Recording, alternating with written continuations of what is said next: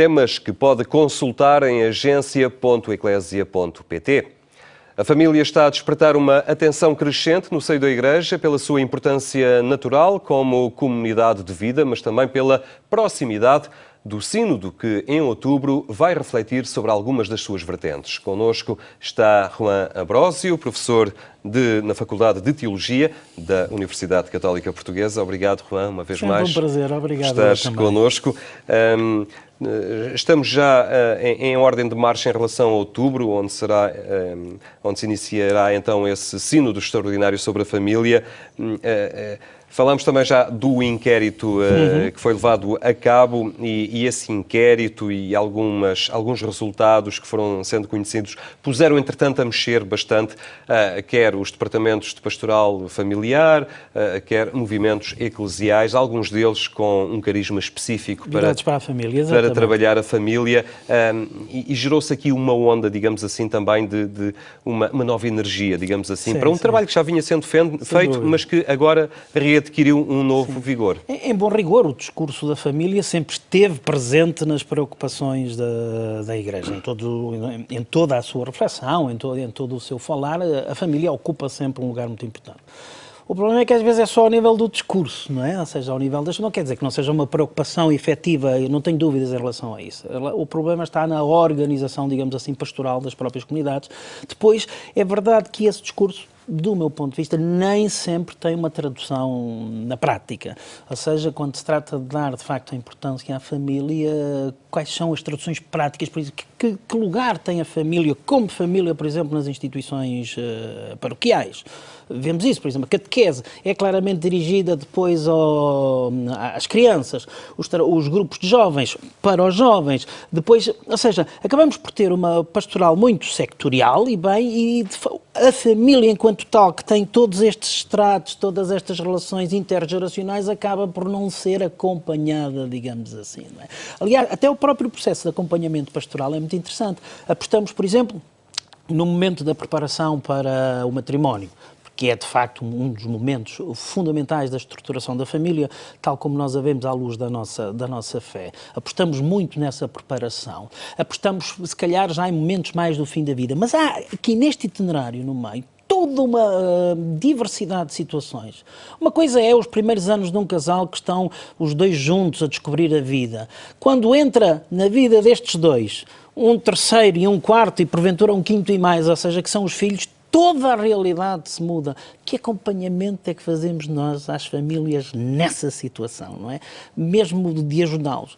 E depois eles vão se habituando, os dois, que constituem o casal, a viver com os seus filhos durante 20 anos da sua vida, não é? De repente voltam a ficar sozinhos, porque a indicação é que esses saem depois e constituem as suas famílias, não é? E, dois que começaram por ser os dois sozinhos, que depois se habituaram e criaram todas umas relações em que outros estão presentes, de facto estão outra vez os dois sozinhos.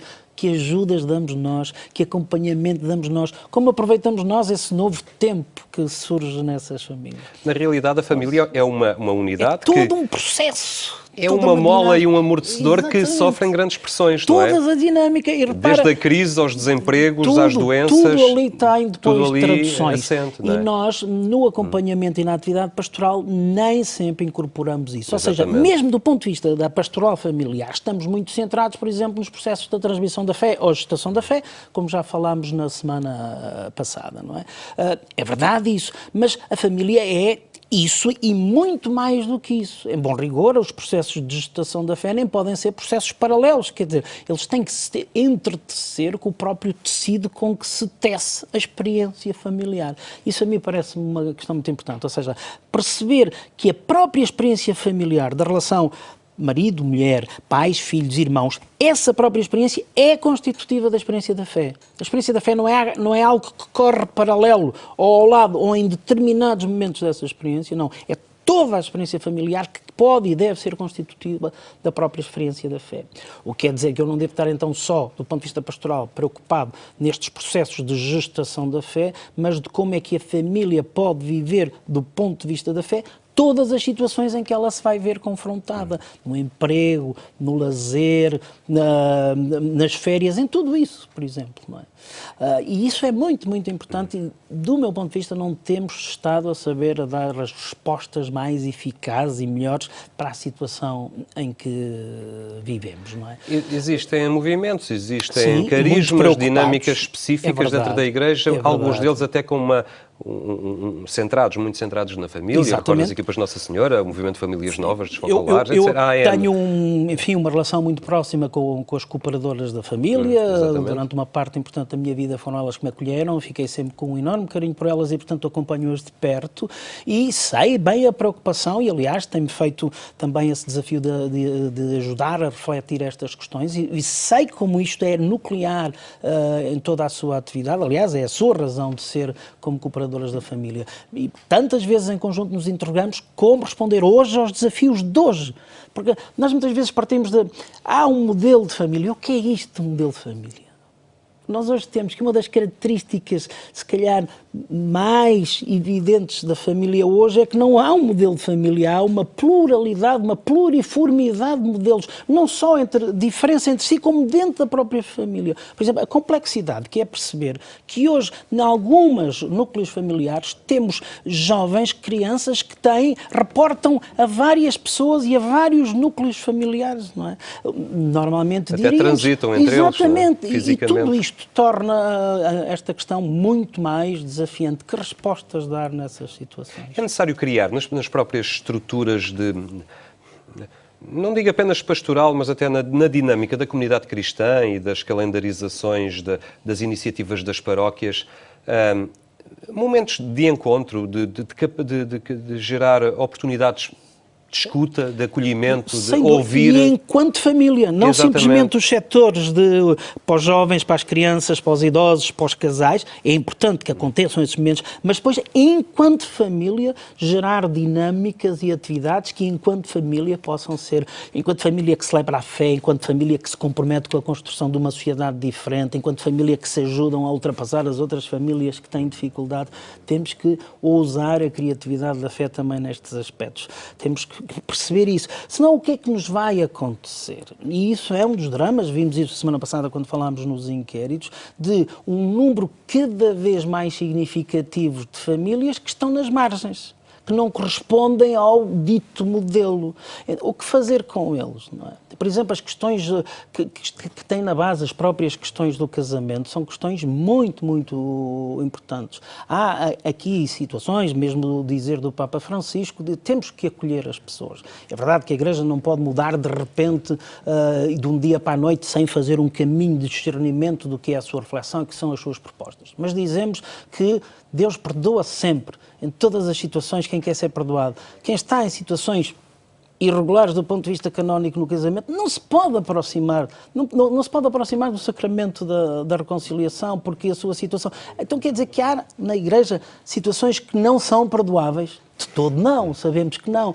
Então quer dizer que o nosso agir vai ter que aqui ser refletido de outra maneira, não é? Capaz de incorporar este perdão de Deus que acolhe sempre quem quer fazer caminho, não é? E isto vai nos obrigar a desinstalar. Desinstalar, exatamente. Vai nos obrigar a desinstalar. Porque são questões muito pessoais, que tocam muito no íntimo de cada um, exatamente. Na vida do dia-a-dia. O Papa alertou para isso dizendo que a nossa reflexão de fundo não pode ser simplesmente casuística, porque se de facto fazemos uma reflexão casuística, vamos ficar amarrados a todos os casos e ainda por cima, por muito que eles possam ser parecidos, têm sempre diferenças e, portanto, não conseguimos. Mas há aqui uma reflexão de fundo que tem que ser feita. Na recente carta que o Papa Francisco dirige às famílias, onde pede, sobretudo, a colaboração da oração na preparação do sino, alerta para uma questão que a mim me parece muito importante. É importante que a comunidade eclesial faça um processo de discernimento como fazer chegar, de facto, a vontade de Deus às famílias, na situação real em que estamos. Um dos nossos problemas é que, se calhar, não conhecemos tão bem a situação real em que estamos. Pensamos que a conhecemos, mas como não ouvimos as pessoas, não a conhecemos tão bem. O inquérito que foi lançado, que permitiu acolher essas respostas, talvez nos ajude dar uma luz, exatamente a partir do real. O real pode não ser o ideal. quase nunca é o ideal, mas é o real e é a partir dele que temos que partir. É sempre o ponto de partida para o ideal. E depois, a partir daí, podemos ir orientando os nossos caminhos. O que nós não podemos fazer é pressupor coisas que não existem. Portanto, temos que partir do que existimos, iluminar o que existe com a fé, com este amor imenso que Deus tem pela sua humanidade, pelas suas criaturas, e com essa iluminação e com essa ajuda fazer o itinerário de modo que é o projeto de Deus possa aproximar da realidade que nós vivemos e que a realidade que nós vivemos possa aproximar do desejo de Deus. Muito bem, Juan, muito obrigado por estas linhas de orientação. É sempre um prazer estar aqui e refletir coisas tão importantes. Muito Obrigado, bem. Obrigado uma vez mais. O trabalho da Igreja junto da família que se assume cada vez mais como um núcleo determinante para a solidez social e humana que deve marcar as novas gerações.